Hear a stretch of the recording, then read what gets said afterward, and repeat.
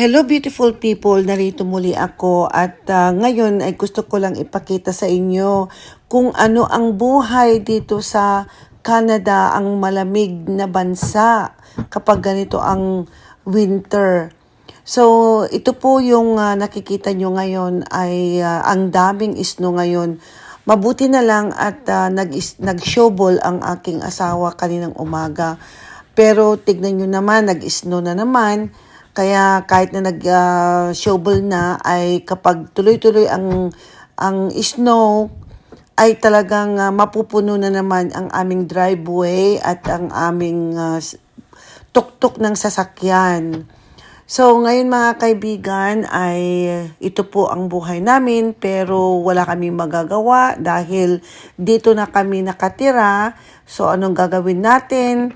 Ay tanggapin ang totoo, ang katotohanan, ang weather ng malamig na bansa.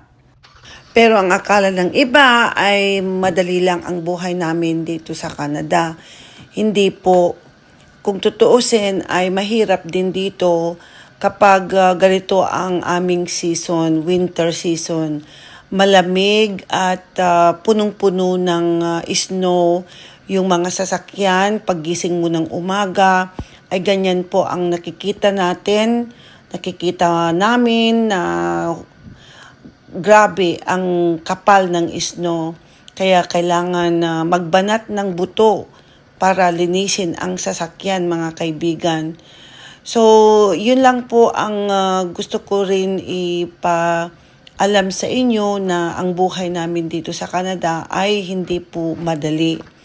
Kailangan magbanat ng buto, kailangan pumunta sa trabaho kahit ganito ang weather. Minsan madulas ang sasakyan, ay talagang mapaikot-ikot ka sa gitna ng kalsada kapag hindi pa nalagyan ng asin or yung nilalagay nila sa mga kalsada para hindi po madulas. So, ganyan po ang buhay namin talaga dito sa Canada. Hindi po madali. Kaya, ang sasabihin ko lang sa ating mga kababayan na ang buhay namin ay hindi po kagaya dyan sa Pilipinas. Yung mga iba dyan sa Pilipinas ay ginhawa nila. Mayroon naman mga kababayan natin na hindi rin sila maganda ang buhay, pero syempre ito lang po ang aking maisi-share na buhay namin dito sa Canada.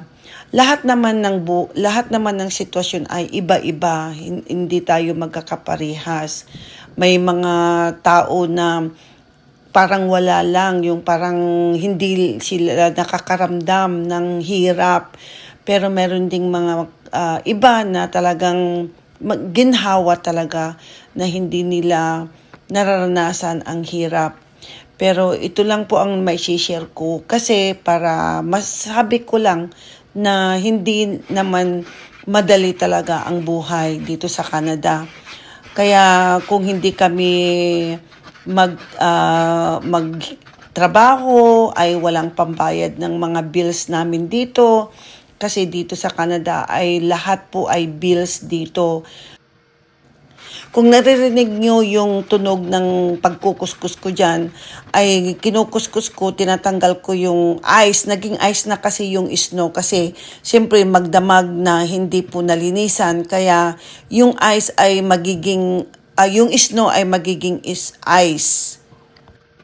Ang ibig kong sabihin, yung snow ay dumapo dyan sa sasakyan at pagkatapos ay yung temperatura ay medyo hindi malamig, medyo nagmelt yung ibang snow and then biglang lalamig na naman.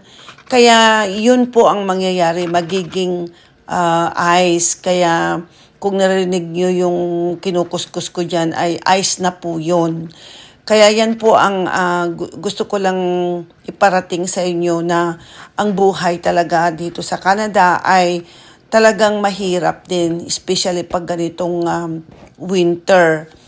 So, yun lang po ang gusto kong i-share sa inyo na marami kasing mga ibang tao, mga kababayan na porque abroad, Canada, Amerika, or ibang bansa ay madali na ang buhay. Hindi po. Ay, kung tutuusin ay pari-parihas lang naman ang buhay. Kaya lang, iba-iba lang ang sitwasyon natin. So, ganyan po ang buhay namin. Tignan nyo na po. Talagang kinukuskus ko din yung ano namin, yung driveway namin. Kasi kapag hindi po matanggal yung mga snow dyan at biglang medyo bumaba ang temperatura, ay talagang magiging snow, ay magiging ice na yan. Kaya mahirap tanggalin. So, kaya habang babagsak lang yung snow, ay tanggalin na kaagad. Kasi talagang titigas na kapag hindi matanggal kaagad or maalis dyan sa driveway o dyan sa sasakyan. So, yan po ang buhay namin dito sa Canada. So, yung lahat ng mga tao na nagsasabi na, ay, ang ganda ng buhay mo, nasa abroad ka, ay sana nga magdilang anghel po kayo. Kasi ganito po ang buhay namin dito kapag ganito ang winter. Especially pag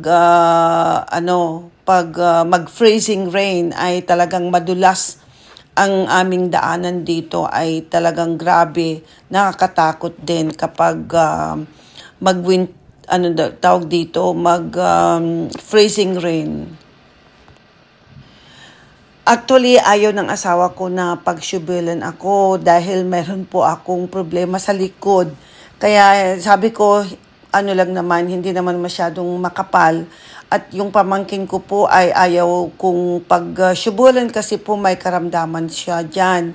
May sipon at ubo. Kaya uso kasi ang ganyan, ang sipon at ubo kapag ganitong winter. Pero ang maganda lang ay kumpleto naman kami dito sa Canada ang mga gamot. At minsan ay yung nag-i-steam ng mainit na tubig.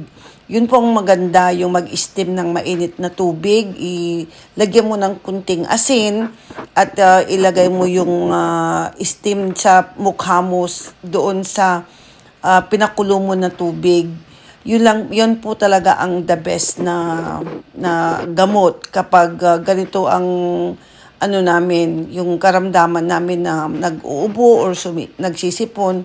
Kasi hindi naman maganda yung laging inom ng gamot. Pero okay lang naman. Pero sabi ko nga, kung maaari ay i-avoid ang mga maraming gamot na iniinom. Mas maganda yung natural na pangtanggal ng sipon or ubo. Ayan po, yan. Naglilinis pa rin ako mga kaibigan kasi nga papasok ako sa work.